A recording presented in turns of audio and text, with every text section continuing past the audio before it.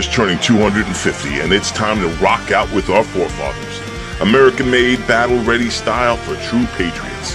Whether you're marching in the parade, grilling in the backyard, or raising a toast to liberty, do it in the gear that screams freedom. Celebrate 250 years of USA in style. Wear your American pride loud. Trendjackers.etsy.com. Grab yours before the fireworks.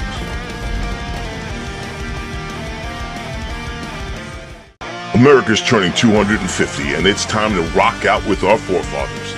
American-made, battle-ready style for true patriots. Whether you're marching in the parade, grilling in the backyard, or raising a toast to liberty, do it in the gear that screams freedom. Celebrate 250 years of USA in style. Wear your American pride loud. Trendjackers.etsy.com. Grab yours before the fireworks.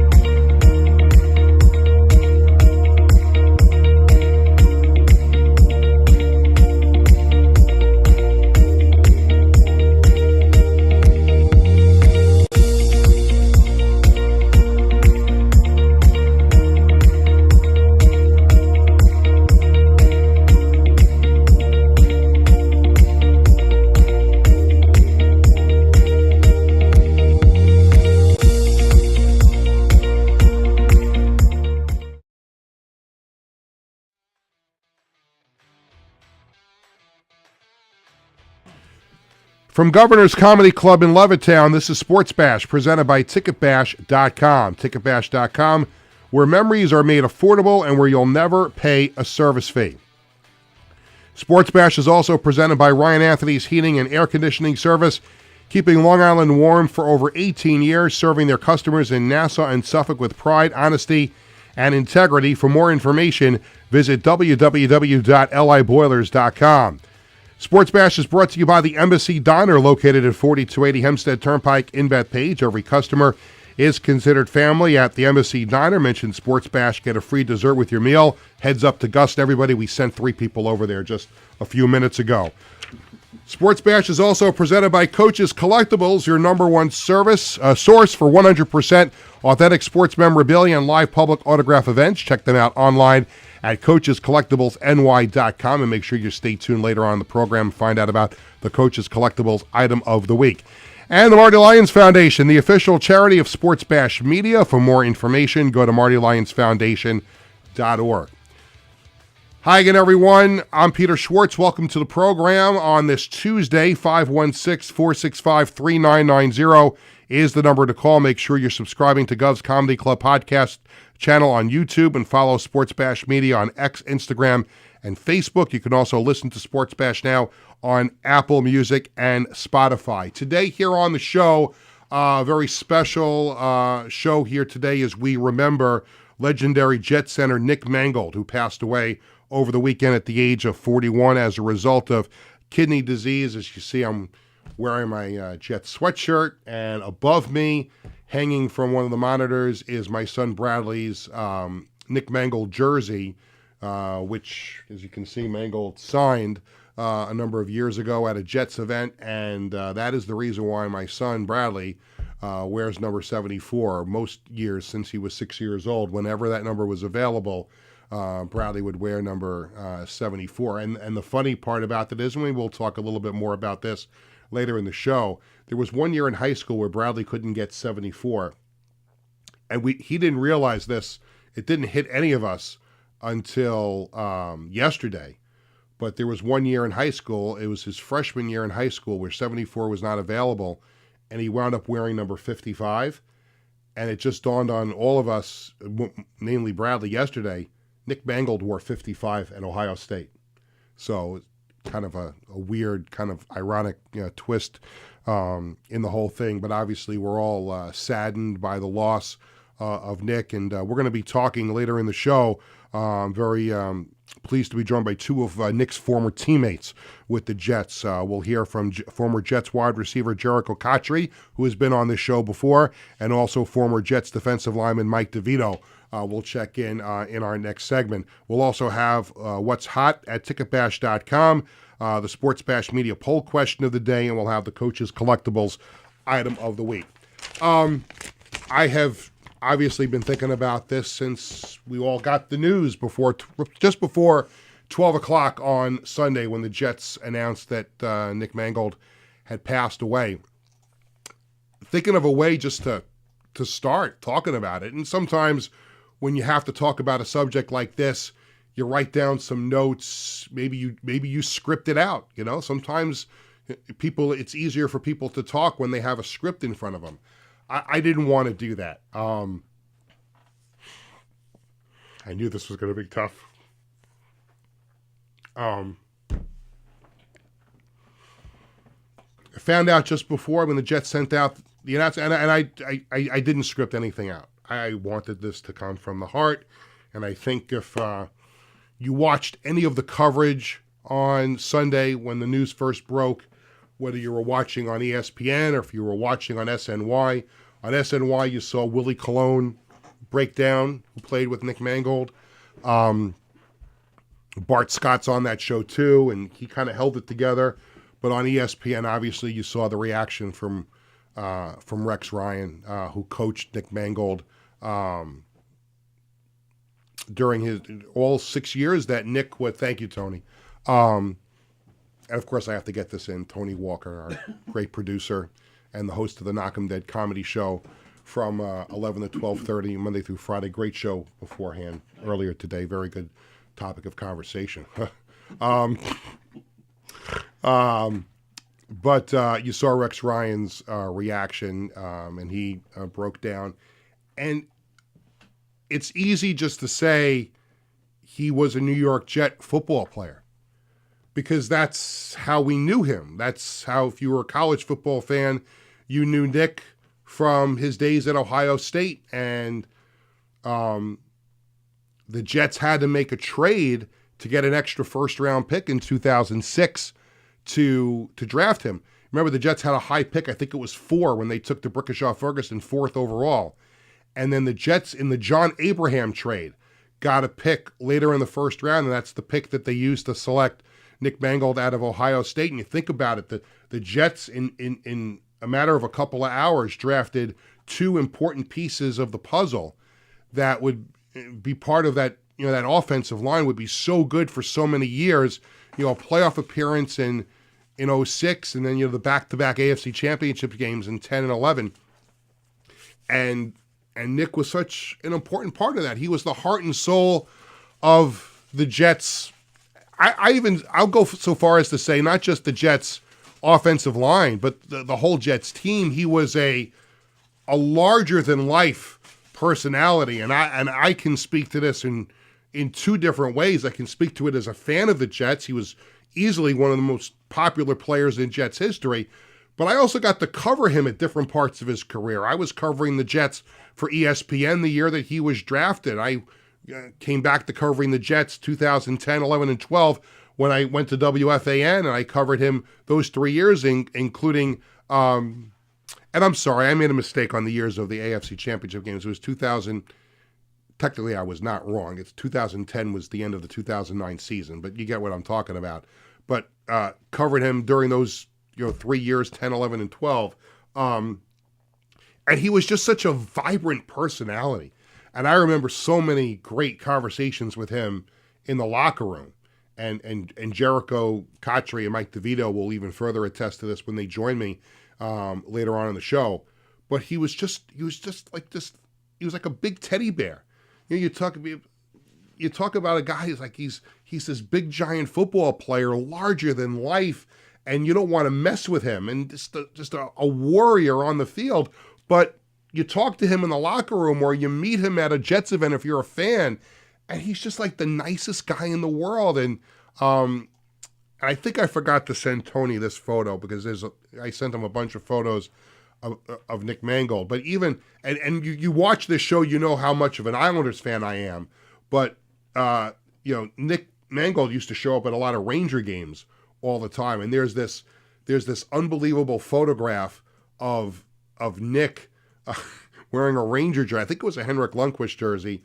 Behind the glass of the Anaheim Ducks, and you see him yelling at the other team, and that's just the guy he gravitated to New York. He's this Ohio kid that moved to New York. And remember, when he started his career, the Jets were still at Hofstra, so he was living out here on Long Island. I think he lived in Westbury before the Jets moved their operation out to New Jersey, and he was just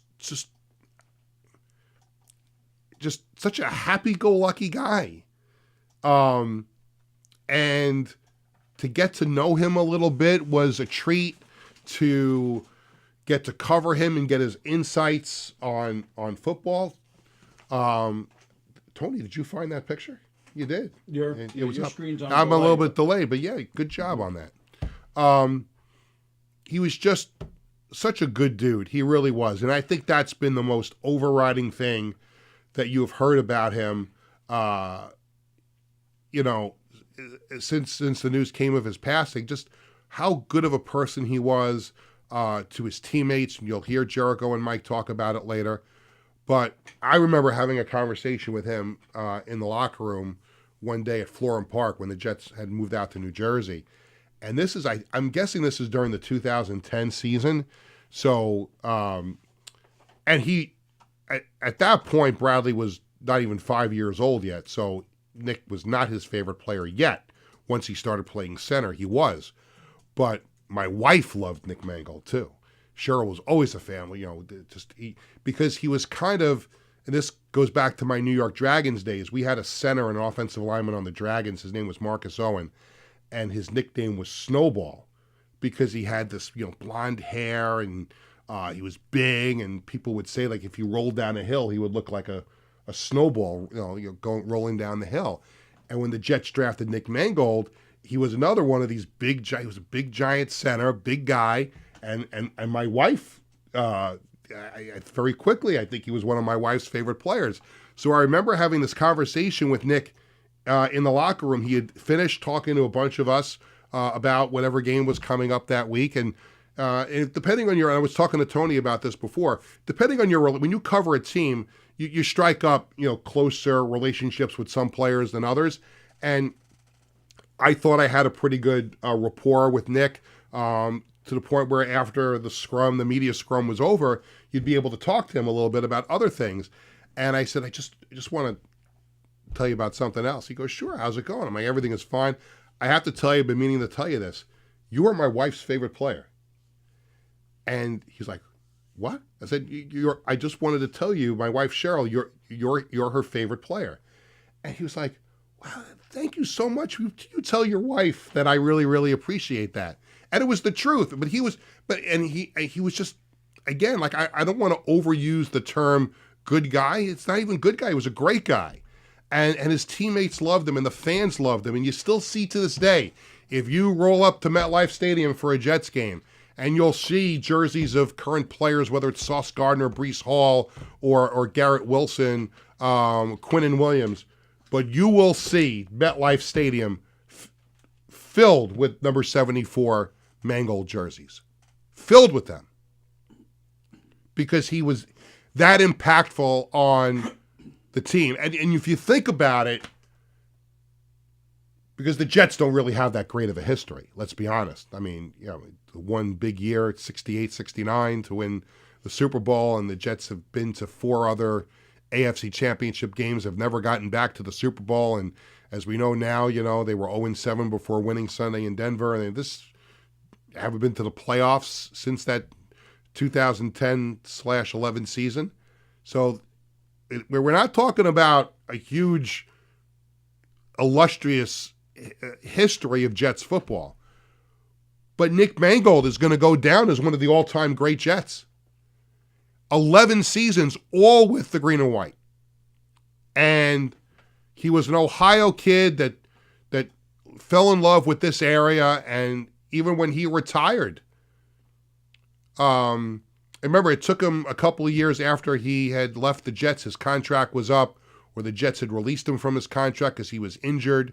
I think he had entertained some offers from other teams that it just never worked out. And I remember him saying at his retirement press conference that he was, very happy that he played his entire 11-year career with the Jets. And who does that anymore in this day of age in any sport? Who plays an entire career with one team? Think about it just here in New York. I mean, you got to, obviously Eli Manning played his whole career with the Giants. So did, Lawrence Taylor and Phil Simms. But with the Jets, I mean, even Joe Namath finished his career with the Los Angeles Rams. The Yankees, guys like Jeter and Rivera, and Posada played their whole careers with the Yankees. Not all of those guys. I mean, Paul O'Neill came from the Reds. With the Mets, David Wright played his whole career with the Mets. But some of the greatest players in Met history either came from another team or would go on to another team. But Nick Mangold is a Jet through and through, an all-time Jet that gave his heart and soul to the Jets for more than a decade. He so badly, and he talked about this over and over again, so badly wanted to bring a Super Bowl to the Jets and their fans. And it just, not even Nick could make that happen because it just wasn't meant to be. But he will go down. I mean, he's already in the Jets Ring of Honor. And it didn't take long. The Jets gave out his 74 to Olu Fashanu last year. I wonder what was going through his mind as he got ready for the game. Obviously, he didn't really know Nick that great, although Nick was very much a presence at training camp and some other things. I wonder what was going through Fashanu's mind wearing 74 Sunday as the news broke of Mangold's passing. But some people even mentioned to me on social media, maybe now they should retire Nick 74.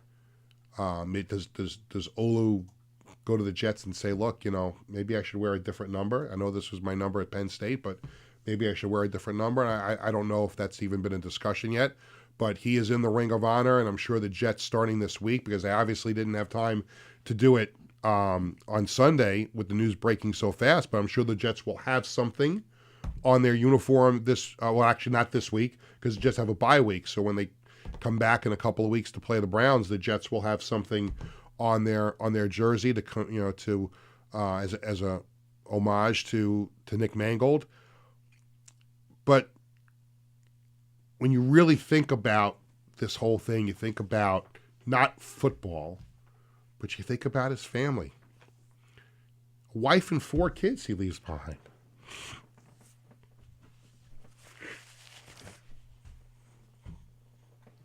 And if you watched his retirement press conference a few years ago, he spent the whole press conference holding his daughter. I don't know how old she was at the time, obviously a lot older now, but the whole time he spoke at his retirement press conference, he's holding his daughter in his hands, and she's wearing a Jet jersey that says Daddy 74 on it. Daddy's gone. And that's really what sucks about this whole thing, is that 4 kids that lost their father and a wife that lost her husband. Forget about football. It's irrelevant at this point. 41 years old. And it was, again, just like 2 weeks ago, there was a cry for help to try and find a donor. And he had this chronic disease, kidney disease. I guess it was diagnosed the year the Jets drafted him, in 2006. And he got to this point. He knew when he released the statement a couple of weeks ago, he thought he'd have more time before he had to do that. So obviously when he released that statement, there was a turn for the worse. I mean, I'm no doctor, but obviously there was a turn for the worse, and there was an expedited need to try and get him a donor, and it just didn't happen. So deepest condolences to his wife, his 4 kids, his family, the whole Jets organization, all of his teammates and friends, the Ohio State community too. Let's not forget, he was an impactful player at The Ohio State University. And they're in mourning about this too. So it's a huge loss for anybody who's associated with the Jets, the whole NFL world. And we've had a few former players, and this is not just Nick, but I remember Doug Martin, the former Buccaneers running back, passed away recently. There was a Baltimore Ravens player that just passed away. So the football community has lost a few important pieces over the last few weeks, and it's sad. But obviously for here in the New York area, the loss of Nick Mangold is going to resonate for a very long time. He was still very active in the community, and still very active around the Jets. You'd see him pop up at training camp. But man, just forget about football. Just think about his wife. Think about his 4 kids. Keep them in your prayers. And his family and friends. And last note, just to go back to football for a second. For some strange reason, while the Jets have not had the greatest history, they always seem to have had a really good center all the time. I mean, you look back on it. Go back to the Super Bowl III team. John Schmidt was this Jets center on the Super Bowl III team, and he was amazing. And back then, long snapping wasn't specialized yet, and he was the long snapper. And then Joe Fields became the Jets center at one point, and he had a long run. It was a really good player. He was part of those Jet playoff teams in 81 and 82. And then Jim Sweeney, who we lost not long ago too, was a really good player on the Jets for a long time. A couple of playoff seasons with Jim Sweeney at center, and then when Bill Parcells took over the Jets, he brought in Kevin Mawai as a high-priced free agent. He knew how important the center was on the offensive line. And after the 2005 season, Mawai was banged up, and the Jets were going to let him go. Right after the 2005 season, he had suffered a season-ending injury, I think with like 4 or 5 games to go in the season. And the Jets, they were bringing in a new coach. Eric Mangini was the new coach, and kind of this new movement. And I remember the night that I was texting with Kevin, saying goodbye.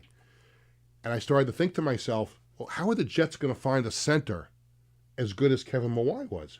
And Kevin Mawai is now in the Pro Football Hall of Fame. And April of 2006, the Jets draft Nick Mangold, and he goes on to 11 years, 7 Pro Bowls. And you can be as certain as you know what, as sure as you know what, that guy should be in Canton one day. He was that damn good. Not just on the field, but off the field. So, enough of me talking about Nick Mangold, but I can talk about Nick Mangold for hours and hours and hours, and I don't know, I'll just go through boxes and boxes of tissues if I keep talking about it myself. Let's get a couple of guys coming up next. 2 players that played with him with the New York Jets, wide receiver Jericho Cotchery, defensive lineman Mike Devito. And as we go to break, we remember Nick Mangold, and you'll see a beautiful video that the New York Jets digital team put together to remember Nick Mangold. We'll be back with more Sports Bash right after this. With the 29th choice in the 2006 NFL Draft, the New York Jets select Nick Mangold, center from Ohio State. I want to just retire as Nick Mangold, the football player. I want to retire as Nick Mangold, the New York Jet. Putting on the jersey, was something very special to me, having that New York tag to it. There's the aura of New York City and what that means to the greatest city in the world. And to be able to go out and represent that city, that idea, every Sunday was definitely very special. And I like what I've done with the Jets, and I want to be known as only a Jet. And so that was important to me. The game of football it really has been kind of what has defined my life. Like there's things in football that translates to real world, showing up on time, discipline, teamwork, communication, those things all go together. And I think that's something that makes our sport very special, is that it has all those things, and that is a great groundwork as kids grow up and see, what they want to be in life. You can apply football and what goes on the field to just about any activity in life. Over here? Daddy used to do that?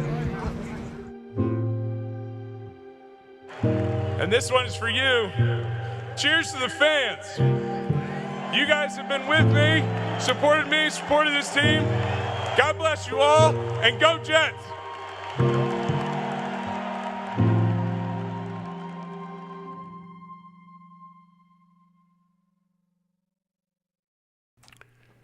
Welcome back to Sports Bash, presented by TicketBash.com and the Ryan Anthony Head Start Fund.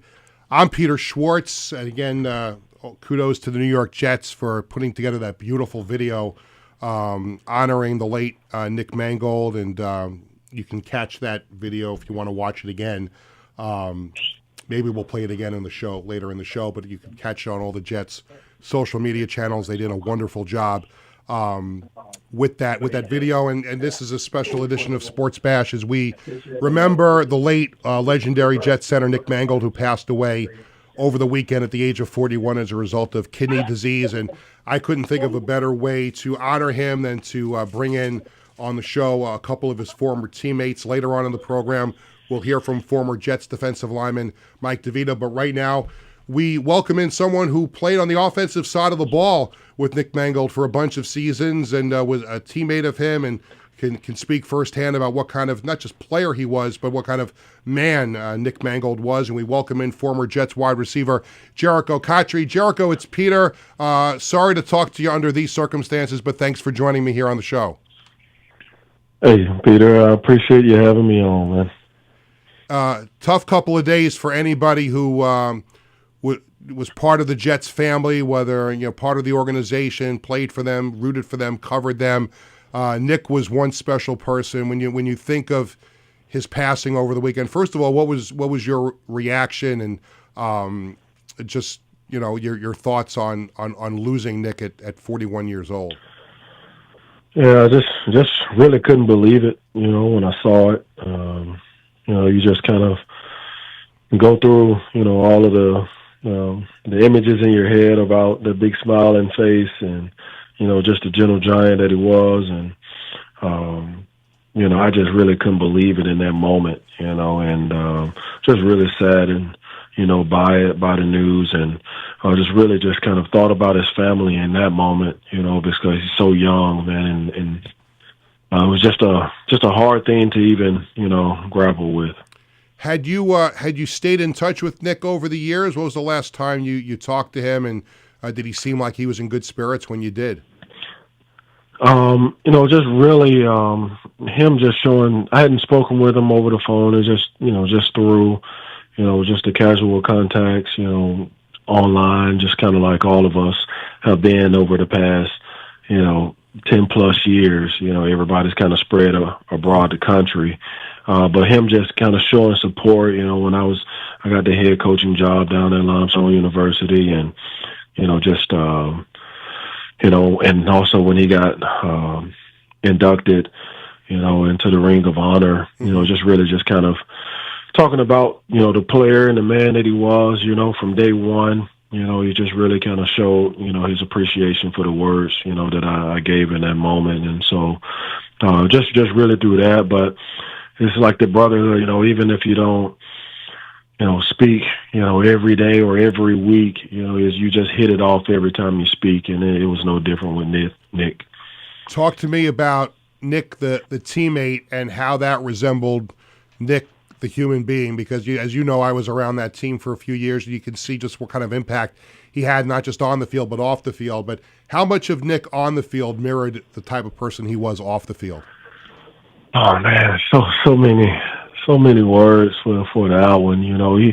He embodied, what he was, his position was, and you just kind of think about the guy that got everyone in the huddle, just rallied the troops, got everyone in the huddle, and we all kind of come together in that moment. He was one of those uniting forces, and just in a team sport, man, he certainly was the ultimate teammate, cared about his teammates, would do anything for them, and always kept the mood light, but anytime he stepped into in between the lines, it was real, so it was just an honor to play with a guy like that. But the type of man that he was, just so down to earth, and he's one of those guys where you're one of those kids that look up to him and you're a big fan of him. He is the fans' dream, the little fans' dream, because you can approach him and he will treat you, like he's known you all the while. And, and so it's just really, really difficult, man, to just kind of even think about him not being here.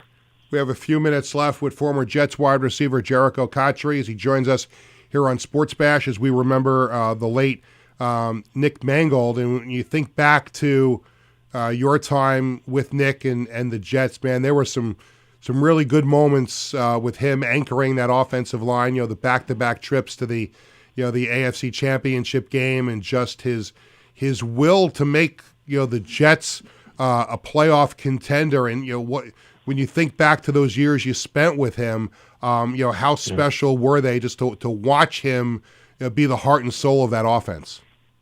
Yeah, I mean, he was an instant leader from day one, just wise beyond years.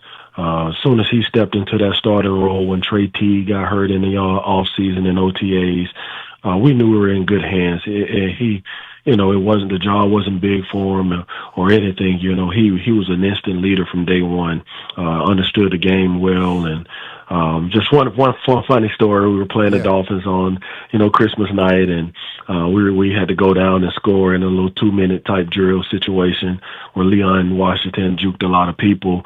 But during that timeout, he was one of those guys, as Chad Pennington was coming back to the huddle, he wanted to give Chad, and this is his rookie year, wanted to give Chad the scenario. Look, this how many timeouts we got, just this is what to expect and all of that. And Chad just quickly said to him, "Oh, hold on, bro, smiling. This is not my first rodeo." But Nick was all over it. Just making sure that we were ready to go. And but yeah, he was just an unbelievable guy to play with, an incredible player, and ground and pound. And it starts with the center position, and he was central to it all. Yeah, there's no question about it. And last thing for you, Grieco, when you look up in the stands, even back then, and even now to this day, I talked about this on my open before. He's clearly one of the most popular players in Jet history, and the fans always loved him. And even to this day, like if you walk into MetLife Stadium for a Jets game, you have always seen consistently a lot of number 74 jerseys. Did you sense that through your time with the Jets playing with him that he quickly became a fan favorite? Yeah, because he embodied what it means to be a Jet, and he was going to be a gritty guy that scratched and clawed for everything that he got. He was going to represent, the green and white well, and he was a down-to-earth guy. It was just, he was one of those guys that was just going to lay it on the line, loyal to the team and all of those things. And so, yeah, you quickly saw that, an unbelievable player. And so he was easy. He was easy to root for. He wasn't going to be a guy that was going to let you down. No question about it. And as I say goodbye to you, I know you were the head coach of Limestone, and unfortunately that school went through some issues, and now you're the assistant head coach, passing game coordinator for North Greenville. So congratulations on that, and best of luck on your continued success on the coaching side of things. So I appreciate it, man, and I thank you for allowing me to be on and speak a few words about everybody's favorite teammate.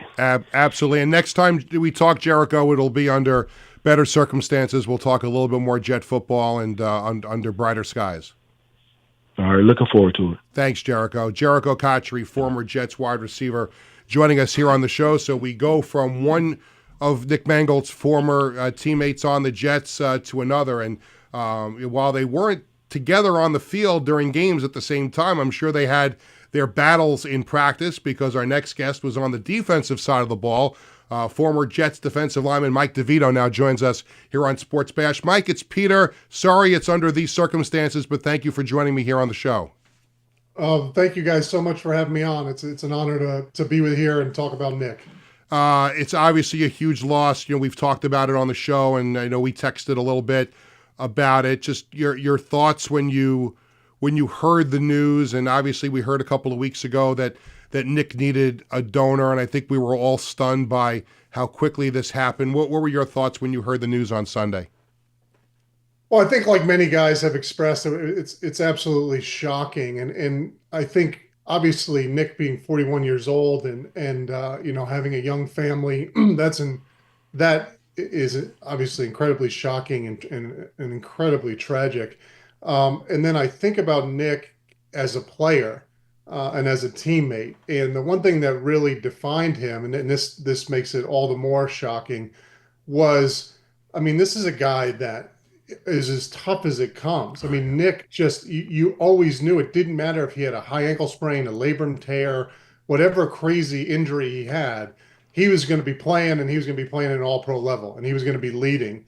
And so you think this guy's invincible.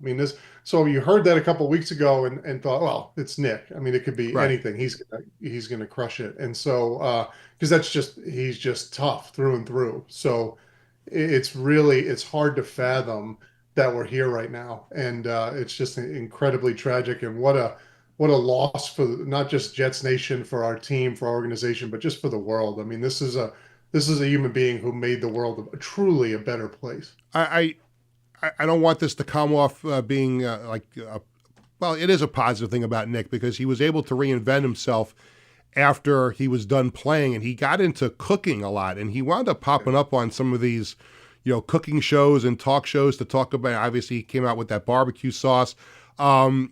And I would imagine he was just kind of like that as a player, just a bubbly guy. Could you sense, being his teammate, that once he was done with football, he was going to be able to go into doing other things? Was he that type of guy on and off the field that you could see from him? Yeah. I think there's two things to say there, and that's such a great observation. And so first, when I think about Nick and the type of person he was, and really being a world changer. This is a guy that really made so many people's lives so much better. And it wasn't just because he was a great football player, or and a great person in that organization and on that field, but you see the cooking shows and the commercials that he's in, and doing the stuff for Jets media and the tailgates and how they're following him around. And what I love about it, and you see it on repeat now, the way he interacted with people, right? And it wasn't a shtick for those media, whatever he was doing. That's genuinely who Nick was. Yeah. He's just such a happy, positive person that cares about people, that's interested in you individually. And so he changed the world, not only in a big picture sense with everything he did through football, but also just the individual lives that he affected. Because to have somebody like that, who's an all-pro, future Hall of Famer, one of the greatest football players ever, and he'll just, chop it up and talk to anybody and get, and it's like, being around a regular person, and he's just funny and laughing. That's an amazing quality that Nick had, and I love seeing that. That's genuinely him. And then as a former teammate and on the field, having a person like that, and Nick was really a paradox in that sense. Like, here's this dude that we said is the toughest dude out there, tough as nails, looks the part, gritty, playing through injury, always burying his guys, leader, vocal and otherwise. Just the toughness through and through. but then I can't, there's so many memories of him during practice or during training camp, during these really difficult times, right? I remember having this conversation with my son recently. He said, "Dad, was football fun?" And I said, "Oh yeah, it was fun." And then I said, I just totally lied to him. Like 99% of the time, football is miserable, right? It's the 1% of the time is so good that it makes up for the fact that 99% of the time is so hard.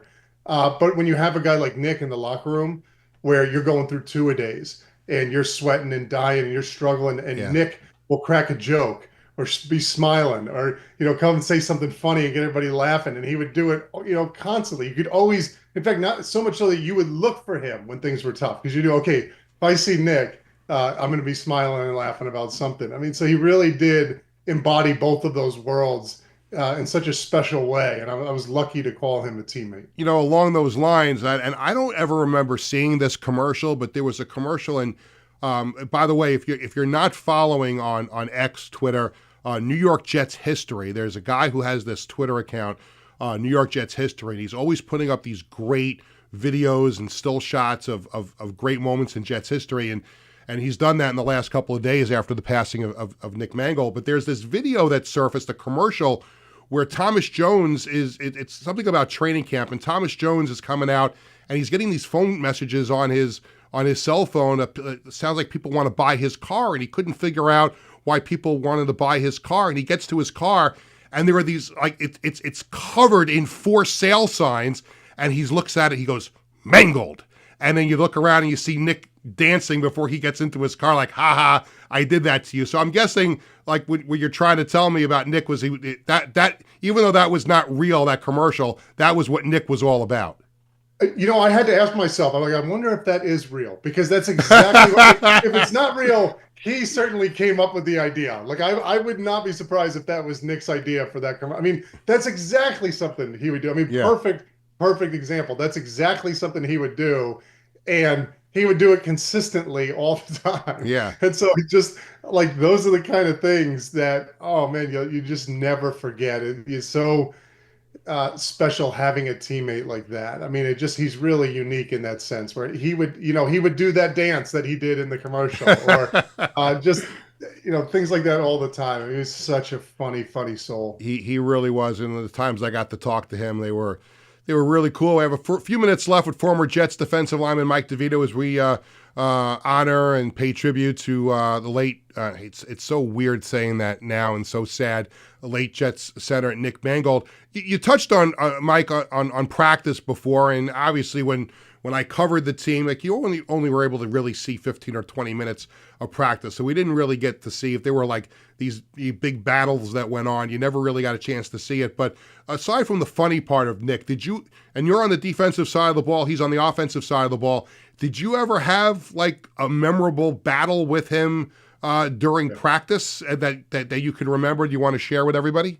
Yeah, sure. So my second year, I had made my way up rotating with the starters. And inside, so I was playing, at that point it was a head up nose. But then when Rex got there the next year, it was a 3 technique or a shade on the center. And so I say all that to say a lot of the work that I did was against guard, center, guard, right? I wasn't really out against the tackles. So that is, in there with Nick. And I remember we'd run these pod drills in training camp where you'd have guard, center, guard. And one of the first times I went against Nick, I was I think I probably was head up. And I was great off the ball, like firing out of my hips, getting guys locked out.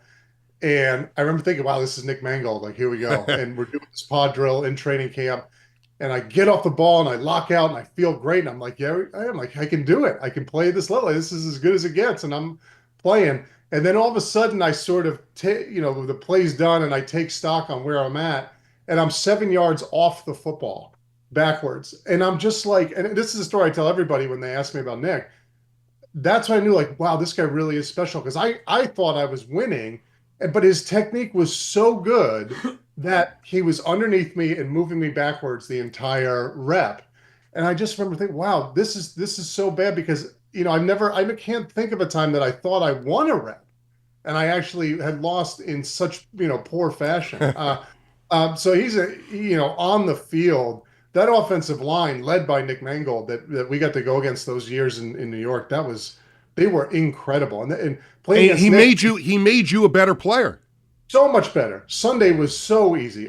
There wasn't one center in the league that I went against. That's normally a position where you got guys covering for you, right? The guards, how often you hear offensive line coaches talking about how the guards got to help the center out, so he's not on an island. That's not the case with Nick. Nick could drive you and dump you no problem by himself. I mean, he was such a special player, and it really was this subtle perfection, the subtle technique that you're just like, wow, this guy's incredible. Just a fantastic football player. And you saw, and I talked about this with Jericho earlier in the show, you saw how quickly he became a fan favorite. I mean, every Jet fan loved him. You still see people with 74 jerseys. In fact, I'm sure you see over my shoulder, that's my son Bradley's Nick Mangold jersey. That's why he wears 74 since he's 6 years old playing football. So could you sense that developing pretty fast? How big of a fan favorite he had become during his time with the Jets? Yeah.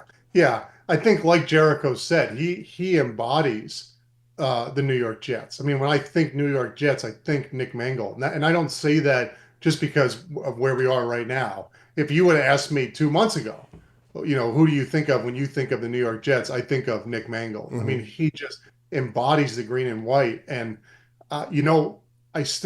probably my favorite memory of him, I'm wearing the hat. I don't know if the audio or the video is live, but it's video. My favorite memory of him is when we were getting ready to play the Cowboys on the September 11th, 2011 10-year anniversary game, and him running out of the tunnel with this hat on, with the American flag. And I was just like, oh yeah, we're gonna win this damn game. Yeah. We're gonna win this game, but that he is New York. He is New York. He is the New York Jets, and he always will be. He always will be. One last thing before I let you go, Mike, and life after football has been pretty good for you as well, as you're back with your alma mater, University of Maine, as director of player development and alumni relations. How are you enjoying your life now? Still kind of involved in football a little bit too. Yeah, I really, really enjoy it. Thank you for mentioning that. It really, you miss the game so much. You miss the guys so much. And so this has allowed me to feel like I'm a part of it again and be around younger players and hopefully act as a mentor for them. But the selfish reason, is that I get to feel like I'm a part of it again. And it's been so much joy in that Coach Jordan Stevens, our head coach, and the university organization has welcomed me in to be a part of it. It's an honor. Mike, I can't thank you enough under difficult circumstances for joining me here on the show. I always enjoyed our conversations when I covered the team and you were playing, and it was good to catch up. I wish it was under different circumstances, but let's definitely try to make this happen again under brighter skies somewhere down the road. So thank you for joining me today. Thank you guys so much for having me. It's really an honor that you had me come on here to talk about Nick. So I'm really grateful. I appreciate you guys. Awesome. Thanks, Mike, and enjoy.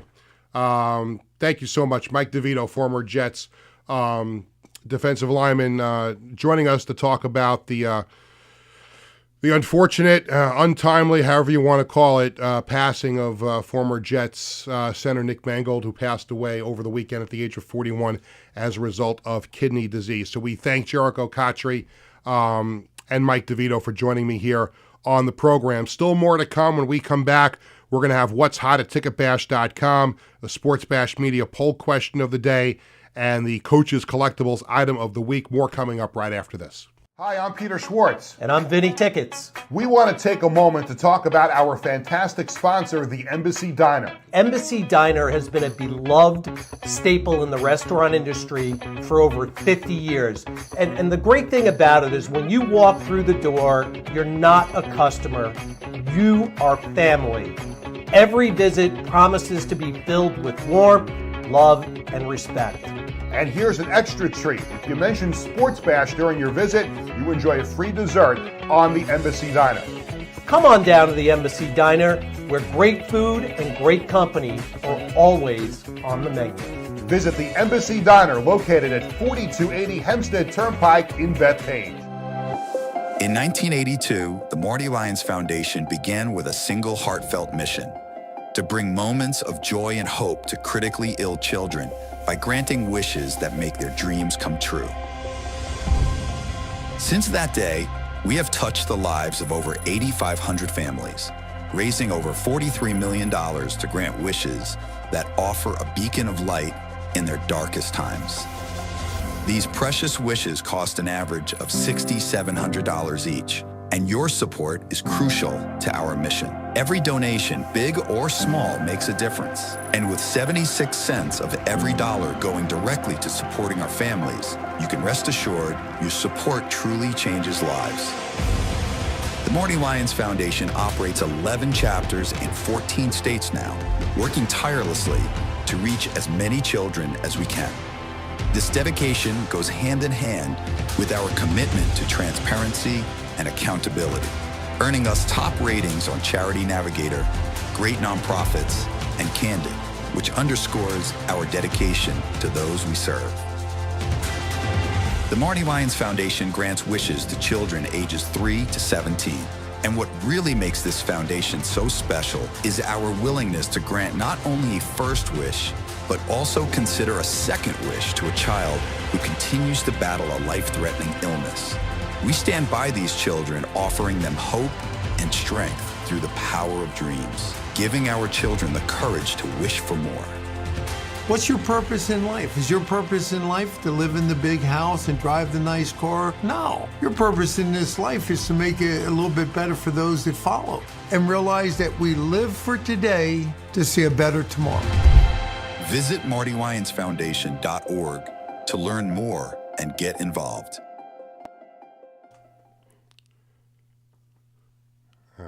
That was a little awkward there. Welcome back to Sports Bash. I was texting Mike Devito to thank him for coming on the show, and I thought I had some more time, and there you go. I get caught on my phone when we come back from a break. But I thanked both Jericho Cotchery and Mike Devito for hopping on and joining us here on the program, again, as we continue to remember former Jet center Nick Mangold, who passed away over the weekend at the age of 41. Welcome back to Sports Bash, presented by TicketBash.com and the Ryan Anthony Heating and Air Conditioning Service. Some more business to take care of before we say goodbye to you in about 13 minutes or so. What's hot at TicketBash.com?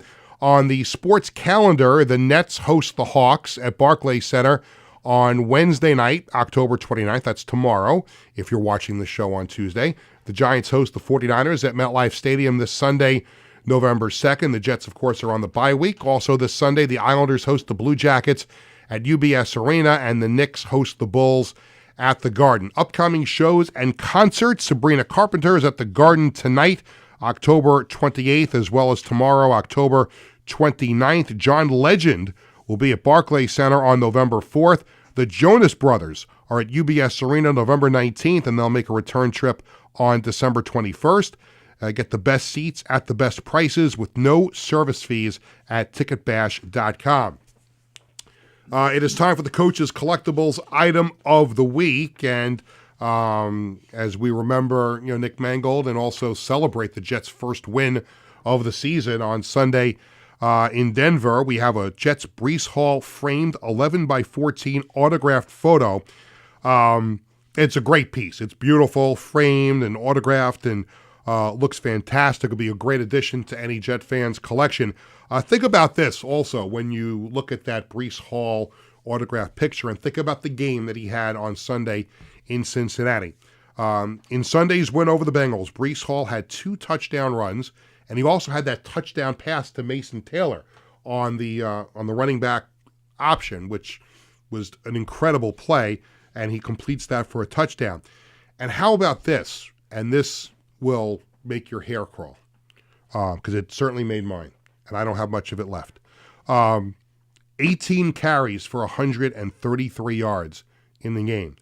That's an average of 7.4 yards. 7.4. 74. Nick Mangold's number.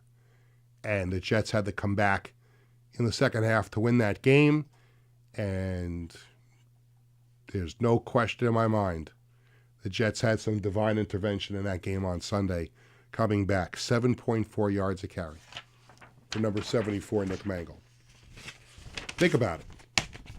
isn't it strange how these things happen sometimes with numbers?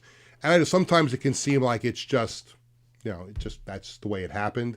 But sometimes you just get the feeling that there's an effect on these things in life.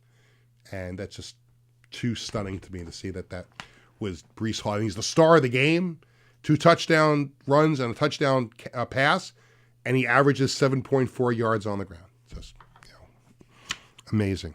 Coach's Collectibles, your number one source for 100% authentic sports memorabilia and live public autograph events. For more information, visit coachescollectiblesny.com. And we'll stick on the Jets theme for the Sports Bash Media poll question of the day. We post a poll question every Tuesday and Thursday on the Sports Bash Media X/Twitter page. And here's the question today. The Jets are 1-7 after their first win of the season. The trading deadline is coming up this week.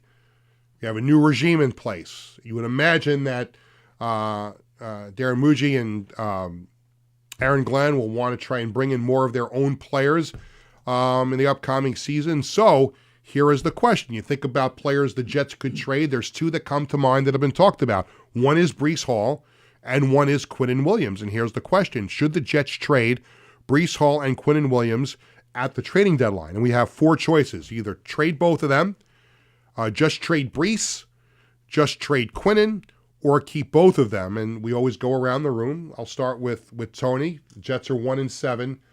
You probably can get a little something for both of these guys. Do you trade them and just try and refresh for next year? Or do you keep them?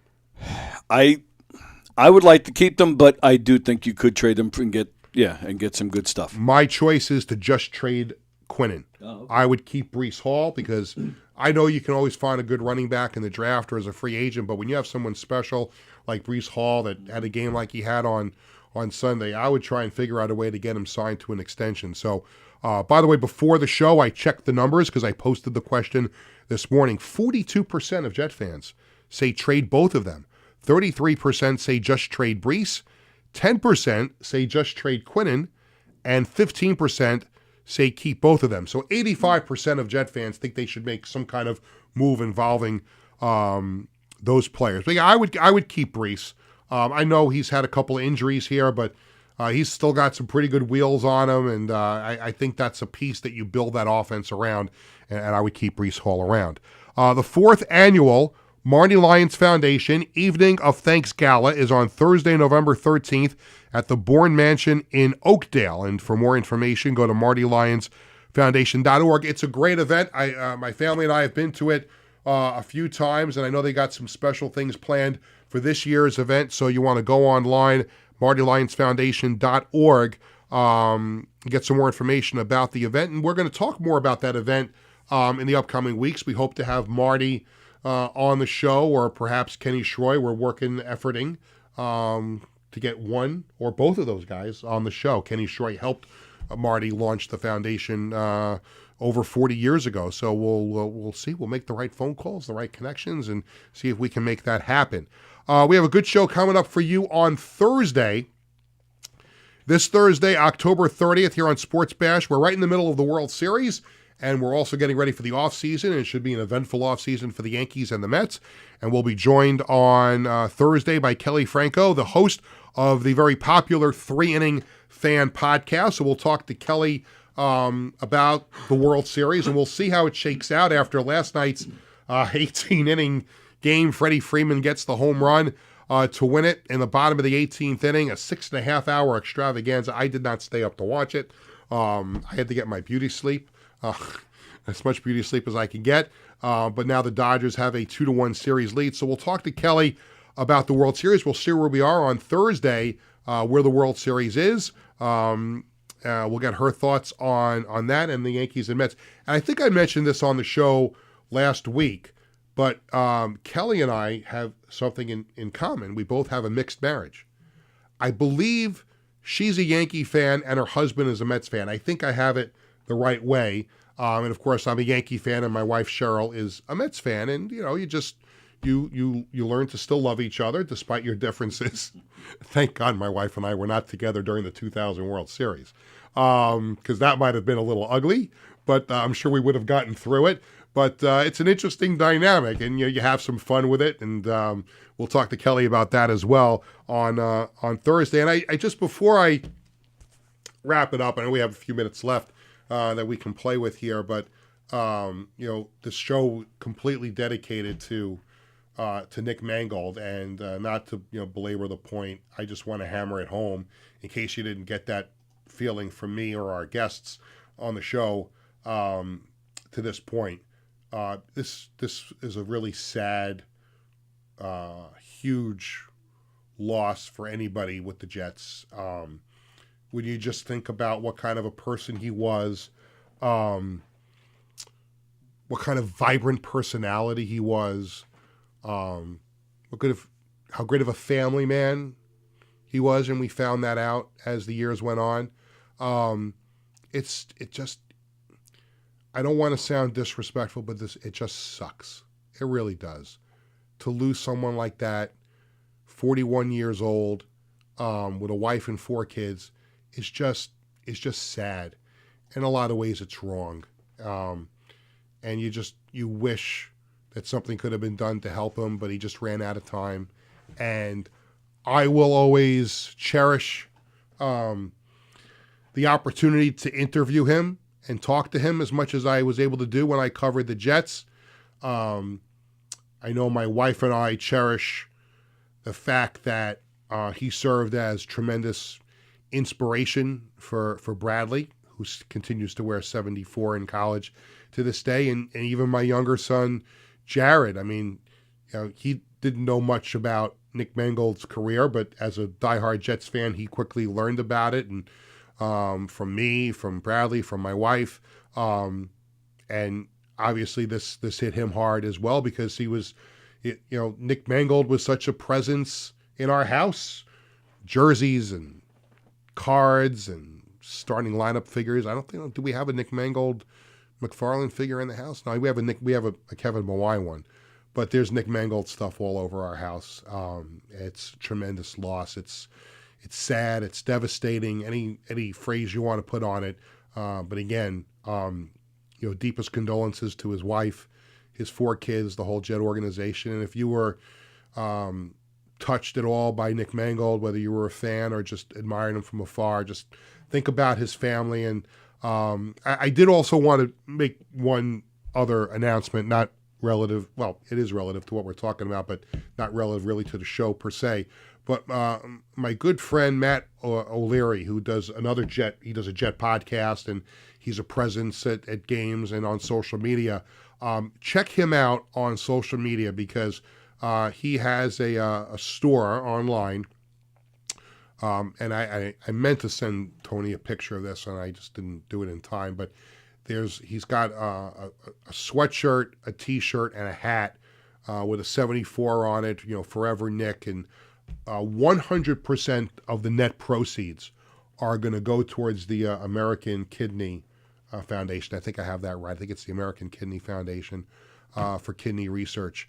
And so you can go online and order a sweatshirt. They're beautiful shirts that have the 74 on them, and there's a hat as well. And again, all the net proceeds go for the American Kidney Foundation, and all in in memory and honor of Nick Mangold. And